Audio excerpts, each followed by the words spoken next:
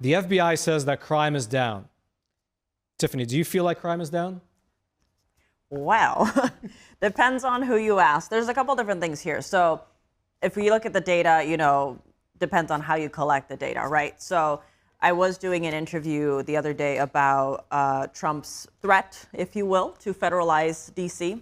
And I was asking a lawyer, what does the law say and stuff? And I was citing these statistics where, it does say that crime has been down on a downward trend. And he was like, yeah, the numbers might say that, but a lot of crime that isn't reported is what people feel. So you go into a grocery store or a regular a Duane Reade or something, and everything's locked up. You're like, I can't get my shampoo, I can't get this. So then it's like, if you ask those people, they're like, well, crime must be up, otherwise why is everything locked up? And so if you look at these FBI numbers. Sorry. Or now that I think about it, crime is down because it was so high that they locked up everything. So you literally can't do crime, right? But the other thing is these employees, to my understanding, most of them are actually just instructed just to let it happen. Like when it happens, it's like, don't engage, don't do anything. Yeah, they actually get reprimanded if they chase the people who are right. thieving. Yeah, I've read about that too. Like people will get fired for trying to intervene. This crime will not be reported, and back to Tiffany's numbers. Well, you do have some states where, yes, like California was huge, and then voters actually voted to reverse that trend where anything under was like $950 value. You couldn't even report it, and the police would be like, we can't do anything, our hands are tied.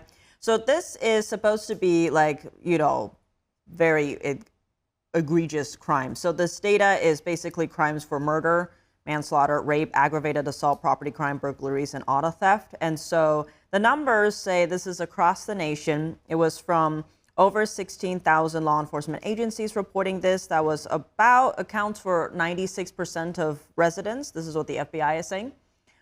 So here's the thing. They're saying these are down, but at the same time, the numbers for attacks on law enforcement officers has gone up. It's gone up over the last 4 years. So you have, these different things. You could say that these crimes are down, but at the same time, you're seeing more attacks on police or those people responding to it. And then at the same time, it's like a lot of this is up to who reports it. And so some of the crime like rape and some of the burglaries are not reported. Or if you're looking at sanctuary cities, sometimes those numbers are lower as well. And so, it depends on what you're looking at. So for instance, you're seeing a lot of people being like, these numbers are great. But then you had President Trump coming out and going after DC, especially lately, especially this week, talking about federalizing it. That was after a DOJ employee was attacked trying to help a woman. He saw a woman basically getting assaulted, so he was protecting her, and it's like at least 8, I think, teens that were attacking him. He was very beat up. And allegedly. So, well, I don't know how he got those injuries otherwise. So then you had President Trump saying that, crime is out of control. And then people will be like, well, look at this report. It's saying crime is down, right? So it's like, again, you have to look at what numbers you're looking at. Because if we remember from the presidential debates leading into the election, right? There was the famous one between Trump and Kamala Harris, and Trump was saying crime is egregious. And then you had David Muir fact-checking him during that, saying that, no, these numbers. But then again, afterwards, people are looking into it. They're like, well, it depends on what numbers you're looking at. You could actually argue both were right, depending on what you're highlighting. I was going to say that because what you're saying is that those two statements are not mutually exclusive. Crime can be out of control, but also the trend is going down. But it's going down from a very high point, right? And also what kind of crime, right? So, because you could be like, these types of crime are down, but maybe like petty crime, this whatever other ones are up. And then again, if you're being reported on or not. So often people say there's a different report that comes out in September. It's called the National Crime Victimization Survey. So this is, they ask people if they've experienced crime. So rather than numbers that are just reported in, because it's like, so normally this has a better or bigger response. So many are looking for that data. And then with the whole crime conversation, some are looking at certain states, right? So New York is a big one. And the New York Post was talking about how our mayor, Eric Adams, has been having certain techniques to go after it. He's trying to flood certain areas known to be full of criminal activity with a lot more cops. And so they're saying that he's having some notable success. So for instance, he put 1,500 police officers in 70 high crime zones, and they are noticing that crime is going down in those areas. Well, that could also explain why there's a lot more crime against police if you're flooding Yeah. the high crime areas with cops. So that ties into the broader numbers that we're talking about here. But then some are being like, okay, wait, so this is what's happening now. But then we saw the Democratic primary where Mamdani was, coming out of that quite well. And in the past, he said he wants to defund or pull back the police force. He's kind of backpedaled on that recently when he was asked and pressured on that. But then some are pointing to it because he, just returned home from his wedding in Uganda. And everyone was like, hold up. He was surrounded by police there, like for his wedding. Not so much police. Did you see the pictures there? They looked like a militia. Come on. So you're calling out the hypocrisy of a politician who wants to defund the police by having a lot of police. That's like the Point is, numbers might change next year if that's what happens. Anyway, so often with these, when you have numbers like the FBI crime data coming out, some people are like, hurrah, this is good news. Some are saying, well, if you dig into it, certain crime like crime against police officers is up. Should we be celebrating those numbers if that is the case? And then often the conversation that brings up or comes up is like, well, if you look at who's committing the crimes, they're always like, illegal immigrants are actually committing less than Americans. That's always the argument. percentage-wise or total? Both. But that's because, sanctuary cities, you can't report that. So how would you know? So it's like just someone committed a crime and there's no checkbox for And then there citizenship has status. been this trend. I'm sure you've seen it in the headlines, right? It's like you look at the criminal who's often, well, not often, but in these cases that are being talked about, it's obviously an African American or someone from one of these countries, and then the police check the box saying that they're white. Yeah. So you also have that going on. Eduardo Gonzalez Rodriguez, White. straight from Guatemala. So Yeah. And also the again, argument is always too, okay, whatever the percentage of illegal, migrants committing crimes, they shouldn't be here. So that crime wouldn't be committed if they weren't here. That's like the. Well, the other argument is typical they already argument. committed a crime by being here illegally. So Let me ask you something. So you said that the FBI crime data that came in, it was the amalgamation of 16,000 law enforcement agencies across the country, which you said represented 96% of all U.S. residents. so the FBI said. I see, because I remember a few years ago there was some there was some reporting coming out. I forgot the details of it now, but it was something like I think like New York and LA they weren't sharing their data with the FBI. Exactly. Wasn't there like some conspiracy about that? Like crime was down, but then when you looked at the data, it was only like 64% of counties represented with not counties, but I think precincts represented with LA and Chicago and New York were just not sharing their data, and so it looked like crime was down. Do you know if that's still the case? Well, that also ties into whether or not they're reporting it, right? To our earlier points, like if people are robbing the stores and the law in that location is that the police can't even do anything, are people going to be or This continue is the actual reporting that? precinct reporting it to the FBI, i.e. it wasn't included in the big pool of data, the places that we expect are the highest crime areas. Well, I guess in I don't know theory- if it's still the case. In theory, though, if that's still the case, then the trend would still, I guess, you could extrapolate it out to everyone, right? Not necessarily. Trends aren't going to be the same everywhere.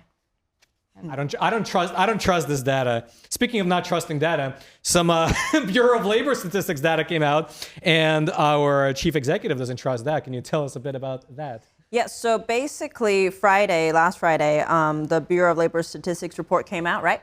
And it showed that the U.S. added just 73,000 jobs. That is way lower than what was expected. And at the same time, it revised down the prior month's jobs data, which had been looking pretty good, But then instead, the new revision announced that the U.S. added 258,000 fewer jobs in May and June than initially reported. So everyone had been, great, look at all these numbers, and now suddenly it's being massively revised down. Massively revised Yes, down. This is crazy. So after that, obviously these numbers are just not great. So after that, President Trump comes out and he's like, I'm going to fire the BLS, or Bureau of Labor Statistics Commissioner Erica McIntyre, saying that she had, quote, manipulated the data for political purposes.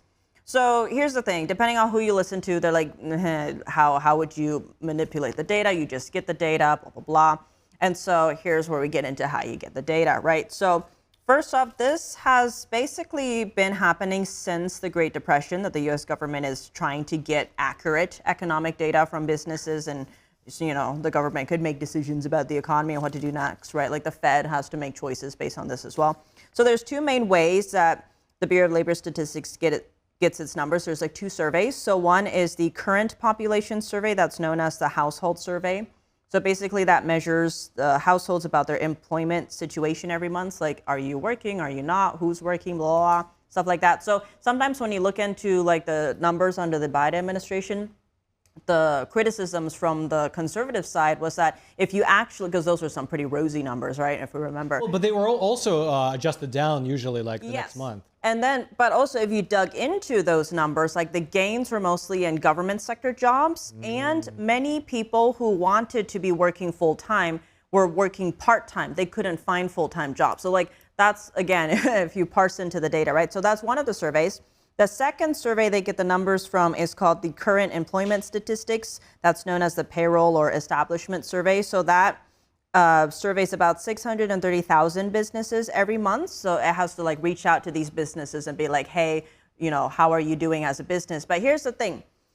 That's up to them to submit the data. So often these businesses don't, and especially small businesses are less likely to respond, especially in the first month. So they're slower. If they do respond, they're slower. So many people are pointing to that being like, this is why the data is continually revised over the following 2 months. So it's like you get that first response of whatever numbers from these two sources. So you're like, okay, this is what it is.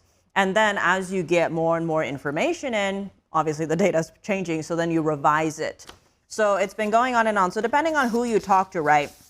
Some are like, wow, it's always been this way. And if you look at the trends, it hasn't really impacted the numbers that much, like the Fed's decisions. But then on the other hand, you have people arguing like, wow, are you even surprised that the government is getting something? Like you're expecting the government to get something right. So there's that argument. But then you have another set of people being like, well, you would hope that they get the number right because you do have, like the Fed and business decisions being made on this. So it's like, again, depends on like who you're talking to. So what is the predicament here? Because I'm hearing there was an interview with a professor from the Penn Wharton School, and he basically said what you have to do if you really want to get accurate data, you need to make this thing mandatory. You need to set down a date that you have to fill this out by this date. You don't do this thing where it gets into the summer and you expect that people are going to be partying or doing something else. They're in the Hamptons. You have to get it by a certain date, or you penalize these businesses. So is something like that coming down the pipeline?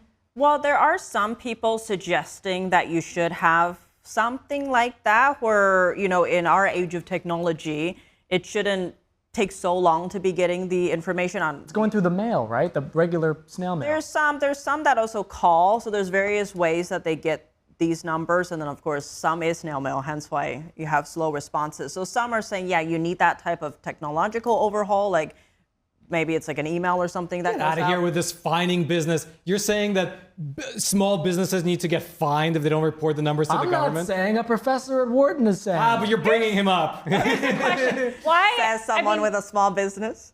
There is a legitimate question about, well, a few things, right? First of all, why were the numbers are revised down usually, but they're revised every month. But this revision in May and June was just like off the charts, the worst in 45 years. Like May went from 139,000 jobs to 19,000 jobs, right? June was 147,000 to 14,000. So like just silly out the chart. So first of all, is there like a reasonable explanation for that? It's never been that huge.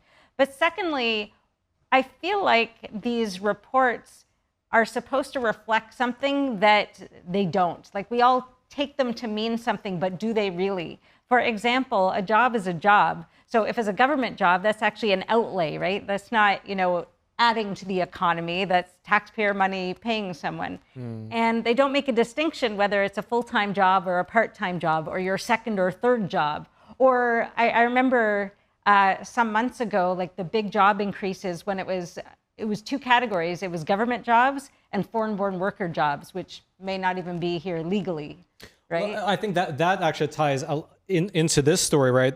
Because not only are you looking at all the people who got deported, that recent stat that came out that 1 million people self-deported. Right. I wonder how many of those, but are those people getting surveyed? Because they're illegal immigrants. They're not being surveyed, but their employer will be saying, I have this many people. And at that level, they're not asking them, are they, what's their status. Okay, right? I'm still shocked that this is done by survey. I assumed that there was like some kind of like social security aspect to it, because when you apply for a new job, you need to set up an account with your employer. They ask for your number. They set up all the taxes and everything on your behalf. I'm shocked that this is done by a survey. I thought that they had just the numbers rolling in through the social security numbers. Well, this is the main way they're doing. So they say this is from their own website, the Bureau of Labor Statistics. So they say each month, 1/8 of the sample is interviewed for the first time, 1/8 for the second time, and so on. This rotation scheme has been in use since July 1953. It's a sample. It's a scheme. Yeah. That's the opportune word. It's a scheme. But because basically Thursday you saw economist Stephen Moore. He had all these little charts he was showing President Trump. But his main point was that under President Biden or the Biden administration, the Bureau of Labor Statistics overcounted the number of jobs added under the Biden administrations by 1.5 million. So of course Trump is like, this is proving my point. But then again, that goes into what we're talking about, like what are the jobs? Are they helping government? There was a ton of government sector jobs under the Biden administration. And a lot of those were recently cut. Perhaps. Exactly. Yeah, so you look at honestly, that and you're it like, kind of makes the economy's sense. doing great, but then again, to your point, like that's not helping the economy if it's government jobs. It does seem to make sense. Like honestly, you put it into the context of a bunch of other stories, like deportations, the government jobs getting canceled. And to be honest, I wouldn't be shocked if the revision is like 45. It's like a 45-year high. No. It's worse since 1945. It's a 632 of the final value. All right, we need to move on. Last question: what is a medicament? It's like a medicine, a remedy. Oh, a remedy. Okay, you could, okay. It's a good word. Wow, an easier word than medicament. $10 that nobody vocab word at knows. its finest. All right, I know exactly what you're thinking. That was a great clip you just watched. Now, if you're watching on YouTube, make sure to follow and also check out either these videos or maybe they're on this side. I don't know which side they're on, but we set it up. So these are the videos that YouTube is suggesting to you as the best ones that you'll probably like the most. So check them out, this side, and until next time.